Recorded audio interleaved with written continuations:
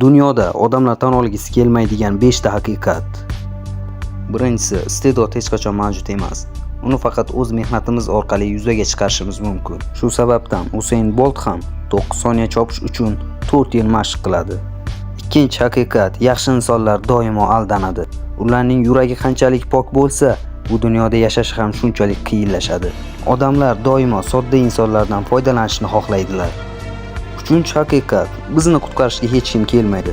Zora biz kimnidir kutsak ham, doimo qiyin vaziyatlardan o'zimizni qutqarib qolamiz. To'rtinchi haqiqat, xatolar doim o'zimizda bo'ladi. Biz doim xatolarni boshqa birovlardan izlashga harakat qilamiz. Lekin aslida biz agar o'z vazifamizni a'lo darajada bajarib qo'yganimizda, boshqalar ham, o'zimiz ham bundan jabr tortmagan bo'lardik. Beshinchi haqiqat, qiyinchilik erkakni qaytadan yaratadi. Qanchalik qiyin bo'lsa, erkak shu qadar yuksaladi. Qanchalik oson bo'lsa, erkak shu qadar pastlikka qarab tushib boraveradi. Axir hayotda ham shunday. Tepalikka chiqish qiyin, pastlikka tushish esa doimo oson. Kanalimizga a'zo bo'ling. Birgalikda yuqori marralarni zabt etamiz.